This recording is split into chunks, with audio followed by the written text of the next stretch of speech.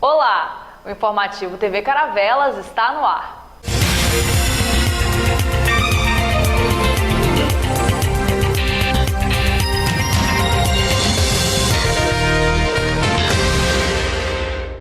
Um jovem de 22 anos foi atingido por 2 tiros nas costas na noite do último sábado em Timóteo.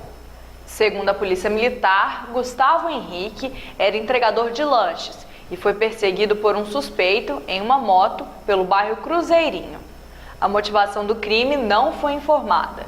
Testemunhas ouviram entre 6 e 7 disparos. O entregador estava em uma moto e caiu após ser atingido. A vítima foi socorrida por terceiros e encaminhada a um hospital, mas morreu na manhã de hoje. Ainda de acordo com a PM, o rapaz chegou a pedir socorro e a dizer o apelido do suspeito que tentou matá-lo. No local do crime, foram encontrados 5 cartuchos vazios de munição calibre 40. A Polícia Civil investiga o crime.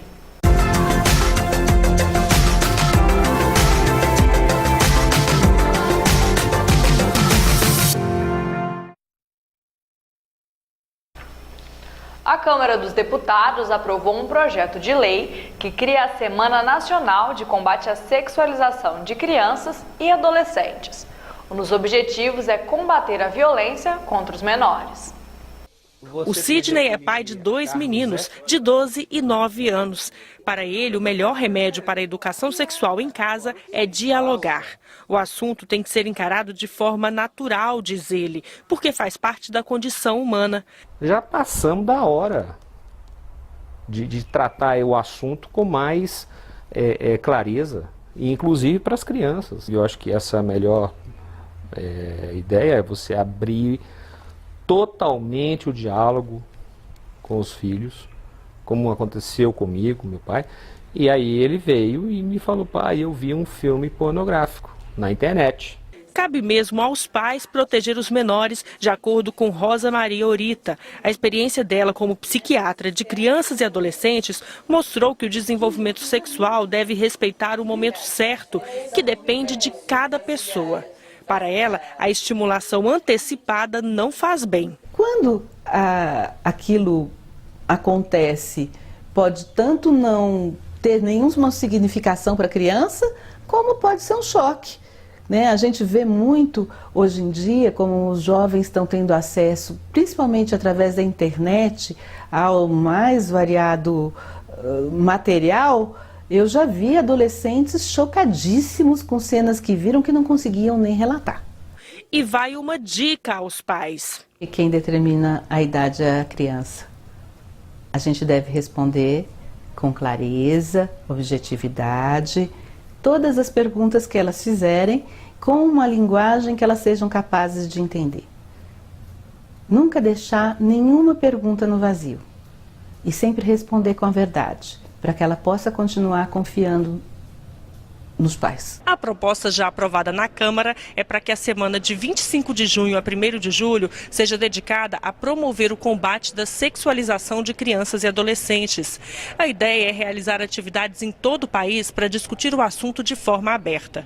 Para os deputados, o debate pode contribuir para prevenir a violência sexual contra crianças e adolescentes. Não podemos permitir que haja uma sexualização precoce, ou seja, que as crianças não tenham o respeito à fase própria e específica do desenvolvimento da sua própria sexualidade. Portanto, as crianças, elas não podem ter ou ser consideradas com a sexualidade do adulto e nem pode ser objeto da sexualidade do próprio adulto.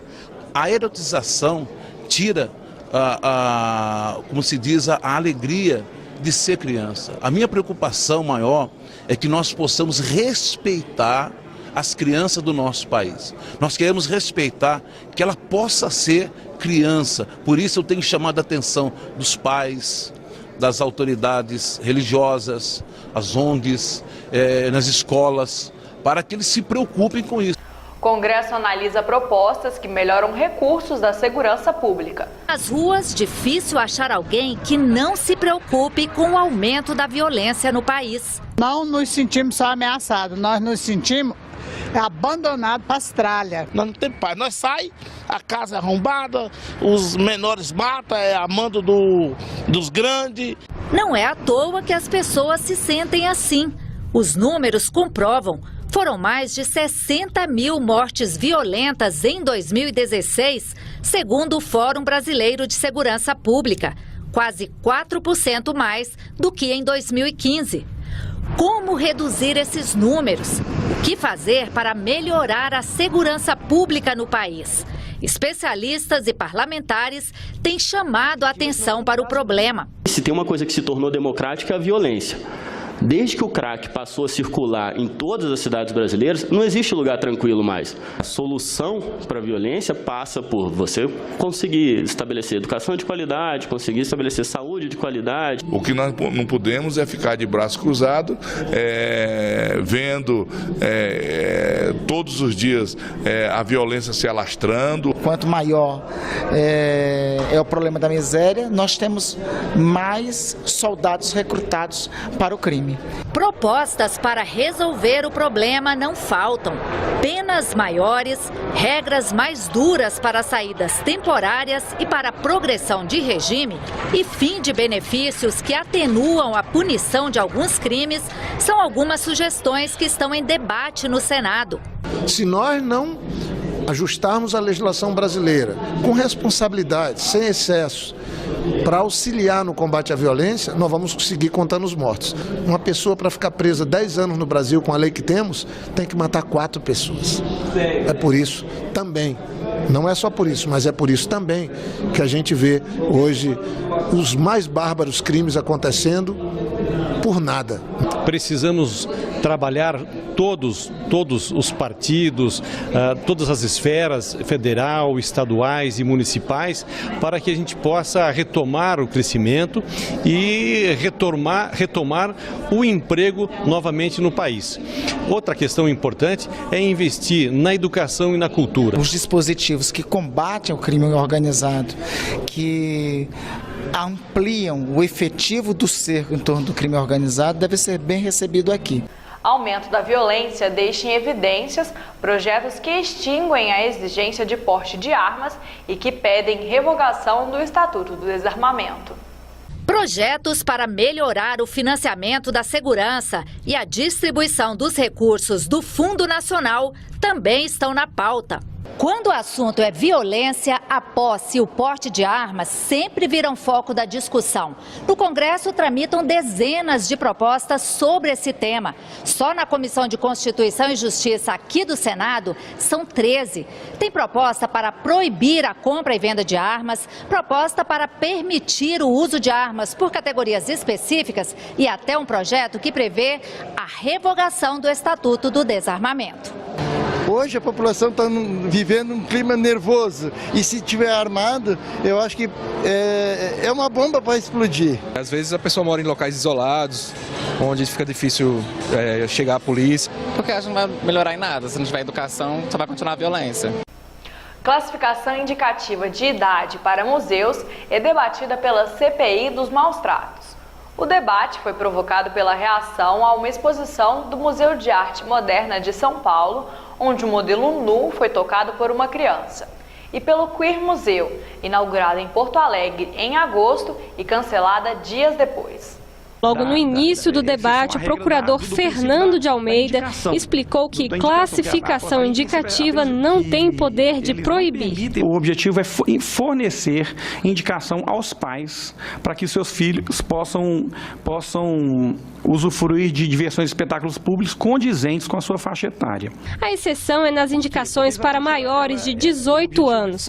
O procurador mineiro avaliou que essa regra poderia ter sido usada, por exemplo, na exposição Queer Museu, no Rio Grande do Sul. No caso específico de classificação para 18 anos, tá? Não se pode dar uma carta branca aos pais e expor crianças a esse nível de visualização de imagem. Para a senadora Marta Suplicy, recorrer à regra de indicação para 18 anos não é a solução. Colocar uma coisa desse tipo seria um retrocesso muito gigantesco, seria muito ruim para nós como país. Já o senador Humberto Roberto Costa ponderou sobre os limites entre classificação indicativa e censura. Ir para frente de um centro cultural, quebrar o centro cultural, porque está sendo exibida uma peça, isso é um absurdo, isso é obscurantismo, isso é a censura do pior tipo. Um juiz que dá uma liminar para suspender uma exposição porque o motivo alegado é que a pedofilia, ele nem foi lá para ver que diabo é isso. Isso é censura. O responsável pela exposição em que havia a performance de um homem nu também falou na CPI. Os senadores questionaram se havia uma placa avisando da nudez do artista. Haviam 3 ou 4 placas avisando que aquela performance ela apresentaria nudez, e a performance ela só aconteceria na noite de abertura, para convidados. Para o senador Magno Malta, a presença apenas da placa avisando da nudez poderia ser convidativa. Quando você põe uma placa dizendo cenas de nudez, a placa é muito mais convidativa para as pessoas entrarem do que para não entrar. A nudez sem conotação erótica ou sem conotação sexual, ela tem indicação livre. O curador da exposição Queer Museu também teve de prestar esclarecimentos na CPI. Em diversas das exposições que eu realizei, houve algum tipo de polêmica, porque eu acho que exposições não são um lugar de consenso. Elas são um lugar de debate, de dissenso e de construção do diálogo.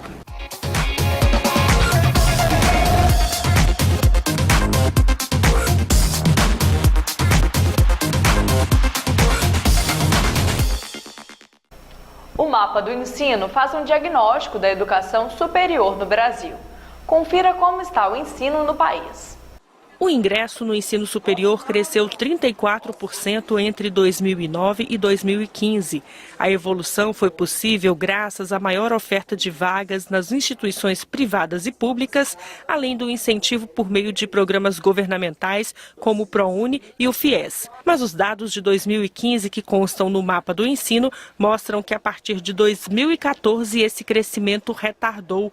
No caso da rede pública, houve uma queda do número de novas matrículas. Outro detalhe é que a taxa de evasão, ou seja, a quantidade de alunos que desistiram do curso superior, cresceu, atingiu 26% em 2015. O acesso ao ensino superior também é bem diferenciado de acordo com as regiões do país.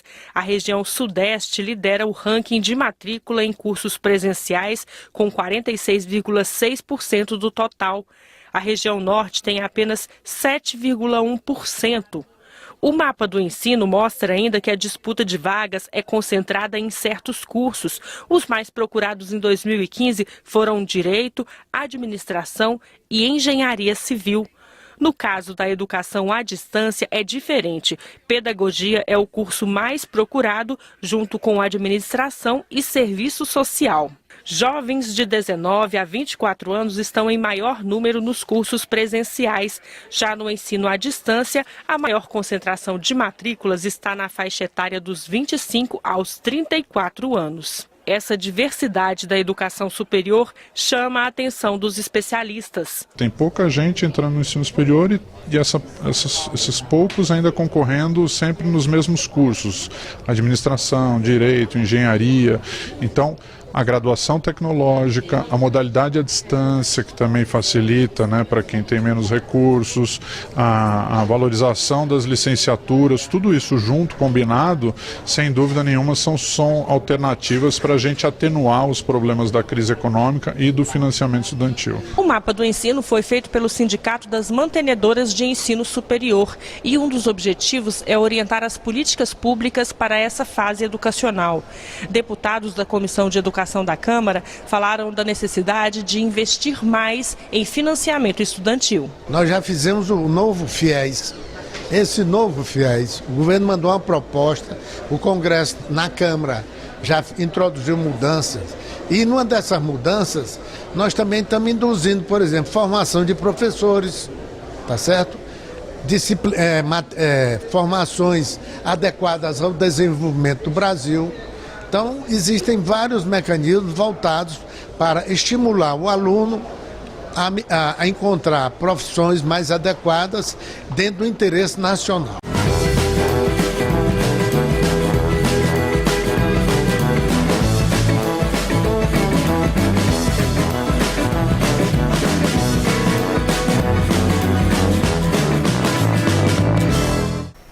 Em meio às comemorações dos 19 anos da Feirarte, Ipatinga vai receber no mês de dezembro o Circuito Catuxa, Cultura da Cabeça aos Pés.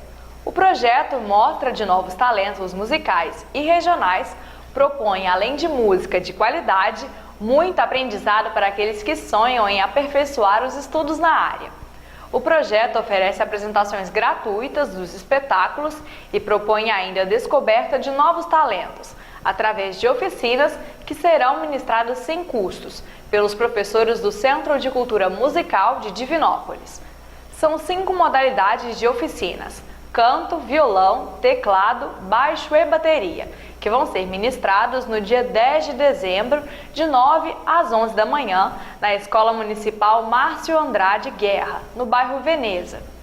No total, vão ser disponibilizadas 100 vagas para 5 oficinas. Os interessados em participar devem ter idade acima de 15 anos e se inscreverem a partir de hoje na Escola de Música Tom, que fica na Rua Novo Hamburgo, número 135, no Veneza 1. Outras informações pelo telefone 3829-8398.